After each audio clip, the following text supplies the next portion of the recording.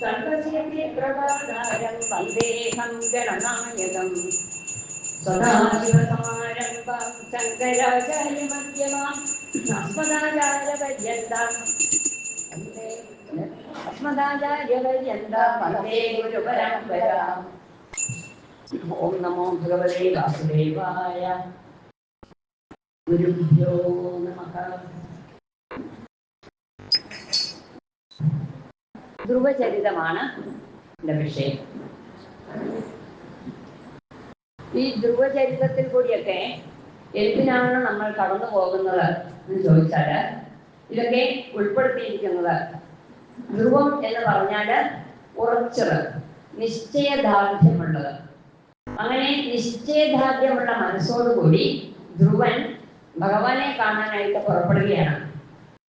അപ്പൊ ആ ധ്രുവനെ പോലെ നമുക്കും ഈ മനുഷ്യജീവിതം ലഭിച്ചിരിക്കുന്നത് തന്നെ എത്രയോ ജന്മങ്ങൾക്ക് ശേഷമാണ്. അപ്പോൾ ആ പരമാത്മാവിലേക്ക് എത്തിച്ചേരണം എന്ന ഒരു ദൃഢനിശ്ചയമാണ് നമുക്കും വേണ്ടത്. അപ്പൊ ആ മനസ്സോടുകൂടി നമ്മളും ധ്രുവസ്തുതിയിലേക്ക് കടക്കാം. കഥ എല്ലാവർക്കും അറിയാം. ഉത്ഥാനപാദന്റെയും സുനീതിയുടെയും പുത്രനായ ധ്രുവൻ ഭഗവാനെ കാണണമെന്ന ആഗ്രഹത്തോടുകൂടി ഓം നമോ ഭഗവതേ വാസുദേവായ എന്ന മന്ത്രം ജപിച്ചുകൊണ്ട് ഭഗവാനെ പ്രാർത്ഥിക്കുകയാണ്. 5 മാസമായിട്ട് ഉള്ളിൽ ആ രൂപം ഇങ്ങനെ നിറഞ്ഞു നിൽക്കുകയാണ്, ധ്യാനത്തിൽ അമർന്ന് നിൽക്കുകയാണ്. അങ്ങനെ ധ്യാനിച്ചുകൊണ്ടിരിക്കുമ്പോൾ പെട്ടെന്ന് ഉള്ളിൽ കണ്ട രൂപം മറിഞ്ഞപ്പോൾ കണ്ണു തുറന്ന് നോക്കുകയാണ്. അതാ ഉള്ളിൽ കണ്ട അതേ രൂപം പുറത്തും കാണാൻ സാധിക്കുന്നു. ഒരു നിമിഷം ശബ്ദനായി പോയി. എന്താണ് ചെയ്യേണ്ടതെന്ന് അറിയണില്ല. സ്തുതിക്കണം എന്ന് ആഗ്രഹമുണ്ട്, എന്തെങ്കിലും പറയണം എന്ന് ആഗ്രഹമുണ്ട്, പക്ഷേ വാക്കുകൾ പുറത്തേക്ക് വരുന്നില്ല. കാരണം 5 വയസ്സായ കുട്ടിയാണ്. വാക്കുകൾ പുറത്തേക്ക് വരണം. എന്താണ് ചെയ്യേണ്ടത്? അപ്പോൾ ഭഗവാൻ മനസ്സിലായി ഈ കുട്ടിക്ക് ശക്തിയൊക്കെ കൊടുക്കുകയാണ്. അങ്ങനെ അപ്പോ ആ ഭഗവാൻ ഉള്ളിൽ വന്ന് വാക്ശക്തിയൊക്കെ കൊടുത്തപ്പോഴത്തേക്കും ഈ കുട്ടി ബ്രഹ്മജ്ഞാനിയായി മാറുകയാണ്. വായിൽ നിന്ന് തുരുതുരാ അങ്ങനെ നിരന്തരം ശ്ലോകങ്ങൾ ഒഴുകി വരികയാണ്. അപ്പൊ ധ്രുവൻ ഭഗവാനെ സ്തുതിക്കുകയാണ്. നമുക്കും കൂടെയൊക്കെ വേണ്ട സ്തുതിയാണ്. യോന്തപ്രവിശ്യമാവാചമിമാം പ്രസുപ്താം സഞ്ജീവയത്യഖിലശക്തിധരസ്വധാംന അന്യാം സഹസ്രചരണശ്രവണത്വവാദീൻ പ്രാണാൻ നമോ ഭഗവതേ പുരുഷായ തുഭ്യം. ആ പുരുഷനെയാണ് നമ്മൾ നമസ്കരിക്കുന്നത്. ഭഗവാനെ ആരാണ് അങ്ങ്? യോന്തപ്രവിശ്യ, എന്റെ ഉള്ളിൽ കടന്നിരിക്കുകയാണ്. അന്തപുരുഷരൂപേണ കാലരൂപേണ ബലി, ഉള്ളിൽ പ്രാണസ്വരൂപനായിട്ടും പുറത്തെ കാലസ്വരൂപനായിട്ടും വർത്തിക്കുന്ന ആ ഭഗവാൻ എന്റെ ഉള്ളിൽ ആരാണ്? ജഡാത്മശക്തികളാണുള്ളത്. എല്ലാ വാഗീന്ദ്രിയങ്ങളും ജഡരൂപത്തിലാണ് ഇരിക്കുന്നത്. അതിനെല്ലാം ശക്തി പകർന്നു കൊടുക്കുകയാണ്. എങ്ങനെ? സ്വധാംന ദാംനാസേന സദാ നിരസ്തഗുഹം എന്ന ആദ്യം തന്നെ പറഞ്ഞു. സ്വധാംന, സ്വന്തം പ്രകാശം കൊണ്ട് അങ്ങ് അഖില ശക്തിധര, ഇച്ഛാശക്തി, ജ്ഞാനശക്തി, ക്രിയാശക്തി എന്നതിന്റെ ഉടമയായ ആ ഭഗവാൻ എന്റെ ഉള്ളിൽ കടന്നിരുന്ന് ആ ജഡശക്തികളായ ഹസ്ത, ചരണ, ശ്രവണ, ത്വക്, പ്രാണാൻ ആദീൻ ഇവയെല്ലാം സഞ്ജീവയതി ഉണർത്തിവിടുന്നു. അങ്ങനെയുള്ള അങ്ങയെ ഇപ്പോൾ ഞാൻ പ്രാർത്ഥിക്കുകയാണ്. ഭഗവാനെ പുരുഷായ തുഭ്യം എന്നാണ് പറഞ്ഞത്. അങ്ങേതാ ഞാൻ പ്രാർത്ഥിക്കുകയാണ്. അങ്ങ് ആരാണ്? ഏകമേവ ദ്വിതീയം ബ്രഹ്മ. 2 അവസ്ഥ ഇല്ലാത്തതാണ് അങ്ങയുടെ ഈ സ്വരൂപം. നാനാത്വത്തിൽ ഏകത്വം എന്നതാണ് അങ്ങയുടെ സംസ്കൃതി തന്നെ, അല്ലെ? ആ ഭഗവാൻ തൻ്റെ ഉള്ളിലുള്ള സ്വന്തം ശക്തി, സത്വം രജസ ഗുണം എന്ന ത്രയാത്മകമായ ആ ശക്തിയെ സ്വീകരിച്ചുകൊണ്ട് ഈ സൃഷ്ടിസ്ഥിതി സംഹാരങ്ങളെല്ലാം നടത്തുന്നു. സത്വാദി ഗുണങ്ങളെല്ലാം സൃഷ്ടിക്കുന്നു. അങ്ങനെ സൃഷ്ടിച്ച് അങ്ങ് ഉപാധിക്കനുസരിച്ച് എപ്രകാരമാണോ ഒരു അഗ്നി എരിയുന്നത്, തീപ്പെട്ടിക്കൊള്ളിയിൽ ചെറിയ രൂപത്തിലും വിറകുകൊള്ളിയിൽ ഇതിലൂടെ വലിയ രൂപത്തിലും ഒരു തടിക്കഷ്ണത്തിലാണ് ബൃഹത് രൂപത്തിലും എരിയുന്നത് പോലെ ഓരോ ശരീരങ്ങളിലും ഓരോ ഉപാധിയിലും സ്വീകരിച്ചുകൊണ്ട് അങ്ങ് അന്തര്യാമിയായി പ്രവർത്തിക്കുന്നുമില്ലേ ഭഗവാനെ? അങ്ങയ്ക്ക് നമസ്കാരം എന്നല്ലാതെ ഞാൻ എന്താണ് ഈ പറയേണ്ടത്? അങ്ങയാൽ നൽകപ്പെട്ട ഈ ശരീരം തത്വമൈന്ദ്രമോർജിതം, അല്ലെ? ആ പ്രഹ്ലാദൻ പറഞ്ഞതുപോലെ അങ്ങ് തന്ന ഈ ശരീരം ആ വിശ്വത്തിന്റെ കർത്താവായ ബ്രഹ്മാവിന് പോലും ആദിയിൽ ഉള്ളിലിരുന്നുകൊണ്ട് ചതുശ്ലോകി ഭാഗവതം ഉപദേശിച്ചു കൊടുത്ത ആളാണ് അങ്ങ്. അങ്ങനെയുള്ള ഭഗവാൻ അവരൊക്കെ ആരാണ്? പുരുഷസ്തദസഗുണേഷു നാനേ തദ്ദത്തയാ വൈനയേകമജഷ്ടവിശ്വം സുപ്തപ്രഭുദൈവനാഥഭവത്പ്രപന്നഃ. ആ ബ്രഹ്മാവും ദേവന്മാരുമെല്ലാം മുക്തന്മാരാണ്. അങ്ങനെയുള്ള മുക്തന്മാരായ അവർ പോലും തസ്യാപവർഗ്യ ശരണം തവ പാദമൂലം, അങ്ങയുടെ പാദമൂലത്തിനെ തന്നെയാണ് അവരും ആശ്രയിക്കുന്നത്. അങ്ങനെയുള്ള ഭഗവാനെ ആർക്കബന്ധോ ദീനനാഥ കരുണാവത്സല, ഞങ്ങളെല്ലാം അങ്ങയോട് കൃതജ്ഞന്മാരായി തന്നെ ഇരിക്കണം. ഒരിക്കലും ആ കൃതജ്ഞത ഉണ്ടാകാൻ പാടില്ല. ഞങ്ങളും അങ്ങനെ ഇരുന്നു കൊള്ളാമെന്ന് ഞാൻ സത്യം ബോധിപ്പിച്ചു തരികയാണ് ഭഗവാനെ. എന്നിട്ട് പറയുന്നു, ആ ഭഗവാന്റെ മഹാത്മ്യം അങ്ങനത്തെ പറഞ്ഞിട്ട് പറയാണ്, ഈ സംസാരികളുടെ ഗതിയെല്ലാം പറയുകയാണ്. ഈ സംസാരികളുടെ ഗതിയെ കുറിച്ച് ഞാൻ എന്താ പറയേണ്ടത് ഭഗവാനെ? കാരണം വിമുഷ്ടമതേസ്തവമായയാതെ വിമോക്ഷണമന്യഹേതോഹോ, ഈ ജനന മരണ കുടുക്കിൽപ്പെട്ട് അതിങ്ങനെ എരിഞ്ഞുകൊണ്ടിരിക്കുകയാണ്. അങ്ങനെ ഇരിക്കെ എത്രയോ ജോലികളിൽ ജനിച്ചതിന് ശേഷം ലഭിക്കുന്ന ദുർലഭം മാനുഷം ജന്മ, ആ മനുഷ്യ ജന്മത്തിനെ കിട്ടിയിട്ട് ശരീരഭോഗത്തിന് വേണ്ടി മാത്രം, അതാകട്ടെ നരകന്മാർക്ക് പോലും ലഭിക്കുന്നതല്ല. അങ്ങനെയുള്ള ശരീരത്തിനെ കിട്ടിയിട്ടും മായയിലെല്ലാം അകപ്പെട്ട് ബുദ്ധിമോശമായി തീരുന്നു എന്നല്ലാതെ ഞാൻ എന്താണ് ഞങ്ങൾ ശരീരികളെ കുറിച്ച് പറയേണ്ടത്? അങ്ങാണെങ്കിൽ അങ്ങനെ കൽപ്പകതരും നമ്രാണാം സന്നിധത്തെ സതതമപി പുരസ്ഥൈരനഭ്യർത്ഥിതാനഭി, അർത്ഥിക്കാത്തവർക്ക് കൂടി മോക്ഷത്തിനെ കൊടുക്കുന്നവരാണ് അങ്ങ്. അങ്ങനെയുള്ള അങ്ങയുടെ അടുത്ത് വന്ന് മോക്ഷത്തിനെ ആവശ്യപ്പെടാതെ ഈ ശരീര സുഖത്തിന് വേണ്ടി ഇവരെല്ലാം പ്രവർത്തിപ്പിക്കുന്നുണ്ടോ? കഷ്ടം കഷ്ടം എന്ന് പറയാണ്. ഞങ്ങൾ ശരീരികൾക്ക് എന്താണ് നിർവൃത്തി? ഞങ്ങളുടെ നിർവൃത്തി എന്ന് പറയുന്നത് തവപാദപത്മ ധ്യാനാത്മവചനകഥാശ്രവണേന, അങ്ങയുടെ പാദമൂല ഭജനം, അങ്ങയുടെ കഥാശ്രവണം, ഇതുകൊണ്ടൊക്കെയാണ് ഞങ്ങൾക്ക് നിർവൃത്തി അണിയുന്നത്. എന്നാൽ ഞങ്ങൾക്ക് കിട്ടുന്ന ആ നിർവൃത്തി ബ്രഹ്മത്തിൽ ഉറച്ചു നിൽക്കുന്നവർക്ക് കൂടി ലഭിക്കുന്നില്ല ഭഗവാനെ. കാരണം അവർക്ക് പോലും ആ സഗുണോപാസനയോടാണ് കൂടുതൽ പ്രതിപത്തിയുള്ളത്. നിർഗുണോപാസനയിൽ പോയി കഴിഞ്ഞാലും സഗുണോപാസന തന്നെയാണ് ഏറ്റവും ശ്രേഷ്ഠം എന്ന് കാണിച്ചു തരികയാണ്. കാരണം അവർക്കും അതിനുശേഷം ക്ഷീണേ പുണ്യേ മധ്യലോകം വിശന്തി, അവരും ഭീരുക്കൾ തന്നെയാണെന്ന് പറയാനാണ്. കാരണം ആ സ്വർഗസുഖമൊക്കെ അനുഭവിച്ചതിന് ശേഷം വീണ്ടും ഈ ഭൂമിയിൽ തന്നെ വന്ന് ജനിക്കേണ്ടിയിരിക്കുന്നു. അതുകൊണ്ട് ഞങ്ങൾ തന്നെയാണ്, ഈ ശരീരികൾ തന്നെയാണ് എപ്പോഴും ശ്രേഷ്ഠർ എന്ന് പറയണം. അതുകൊണ്ട് എന്ത് വേണം? എനിക്ക് അങ്ങയുടെ ആ ഭക്തിയാണ് ലഭിക്കേണ്ടത്. ആ ഭക്തി ലഭിച്ചു കഴിഞ്ഞാൽ, ആ ഭക്തി ലഭിക്കാൻ എന്ത് വേണം? സജ്ജന സംസർഗമാണ് വേണ്ടത്. ആ സജ്ജന സംസർഗത്തിനെ എനിക്ക് നേടിത്തരൂ ഭഗവാനെ. എന്തുകൊണ്ടാണ്? സജ്ജന സംസർഗം ലഭിച്ചു കഴിഞ്ഞാൽ സത്സംഗത്വേ നിസംഗത്വം, നിസംഗത്വേ നിർമോഹത്വം, നിർമോഹത്വേ നിശ്ചലതത്വം, നിശ്ചലതത്വേ ജീവൻ മുക്തി. ആ മുക്തിയാണ് നമുക്ക് ലഭിക്കുന്നത്. എന്നാൽ മുക്തി പോലും വേണ്ട എന്ന് പറഞ്ഞാണ് പ്രജേതസുകളൊക്കെ ഭക്തിക്ക് വേണ്ടി മാത്രം 10,000 വർഷം ഭഗവാനെ തപസ് ചെയ്തുകൊണ്ടിരുന്നത്. ആ മുക്തി പോലും ആഗ്രഹിക്കുന്നില്ല. വൃത്രാസുരന്റെ കഥയിലൊക്കെ നമ്മൾ കണ്ടിട്ടുണ്ട് അല്ലേ?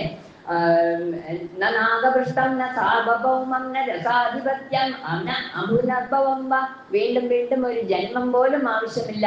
അതുകൊണ്ട് എനിക്ക് ഭക്തിയാണ് ആവശ്യം. ആ മുക്തിക്ക് ഞാൻ എന്താണ് വേണ്ടത്? ഞങ്ങൾ ശരീരികൾ ഭഗവത് ഗുണ കഥാമൃതപാനമർക്കഥ, അങ്ങയുടെ നാമ സങ്കീർത്തനം ഉരുവിടാനുള്ള ഭാഗ്യം ഉണ്ടാകണം.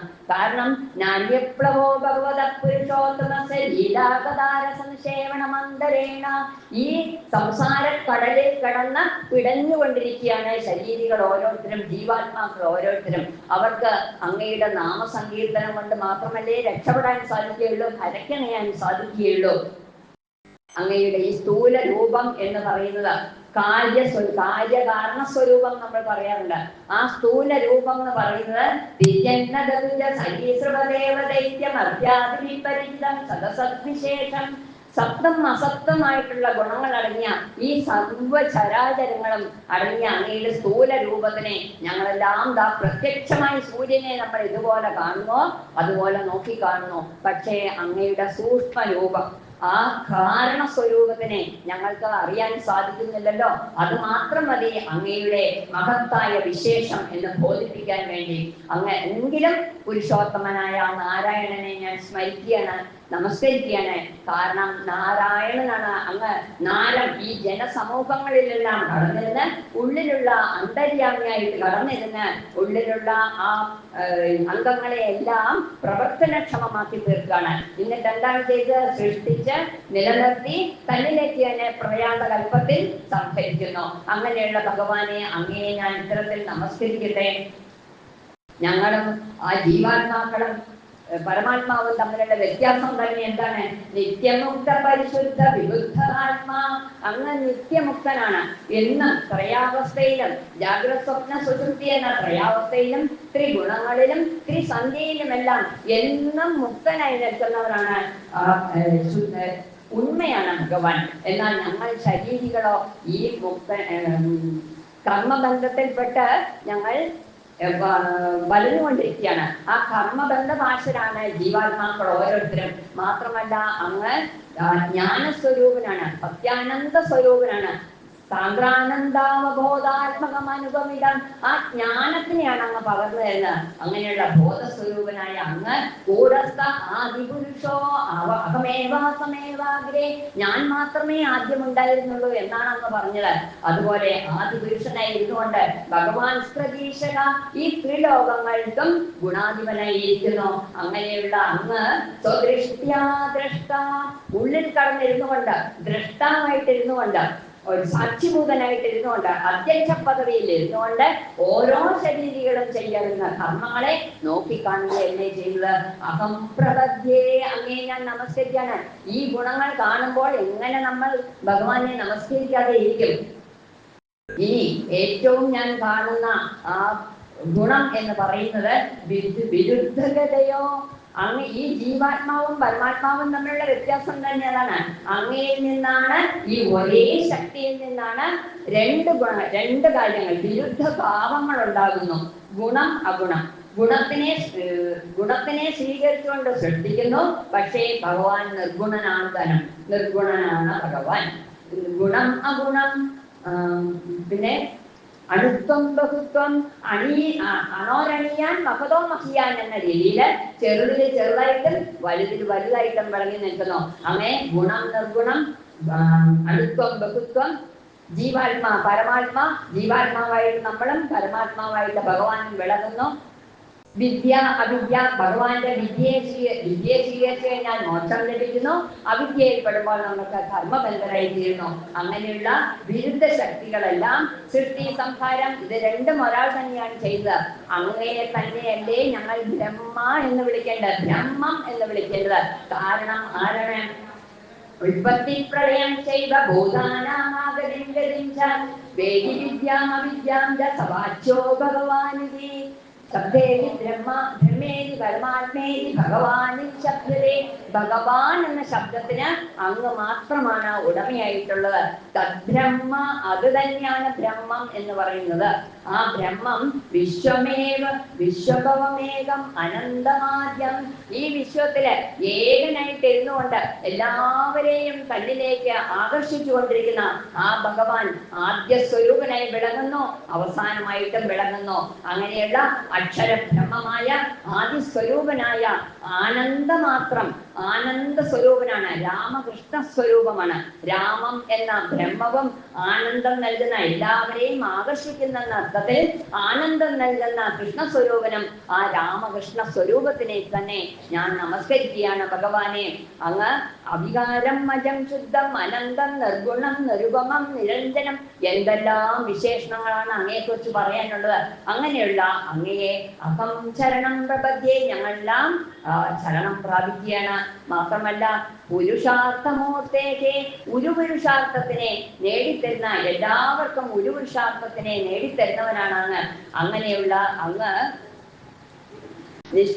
നിഷ്കാമഭക്തന്മാർക്ക് വത്സകമനുഗ്രഹ കാതരോസ്മാൻ, ആ നിഷ്കാമകർമ്മന്മാരെ എങ്ങനെയാണോ അങ്ങ് അനുഗ്രഹിക്കുന്നത്, അതുപോലെ ഒരു നവപ്രസൂതിയായ പശു തൻ്റെ കുട്ടിക്ക് എങ്ങനെയാണോ ക്ഷീരം നൽകിയതിനെ സംരക്ഷിക്കുന്നത്. അതുപോലെ ഈ സകാമന്മാരാണ് ഞങ്ങളെല്ലാം. നിഷ്കാമ ഭാവത്തിലേക്കൊന്നും വന്നിട്ടില്ല, സകാമന്മാരാണ്.